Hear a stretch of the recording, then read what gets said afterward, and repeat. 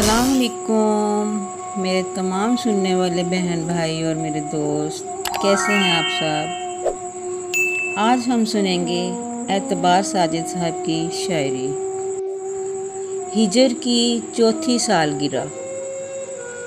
आज तुम्हारे हिजर की चौथी सालगिरह है। 4 बरस तक मैंने तुम्हारी छब नहीं देखी। जिसमें चाँद निकलता है वो शब नहीं देखी।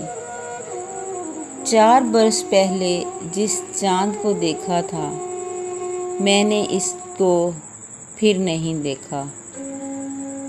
तन्हा बालकनी में जाकर अब इस चाँद को क्या देखूं मैं। तुम जो मेरे साथ नहीं हो, इस चाँद को क्या देखूं मैं।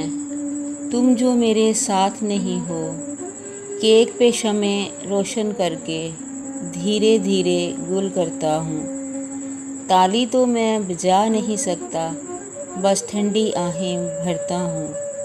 आज तुम्हारे हिजर की चौथी सालगिरह है। आज तुम्हारे हिजर की चौथी सालगिरह है। 4 बरस तक मैंने तुम्हारी छब नहीं देखी। हिजर की चौथी सालगिरह।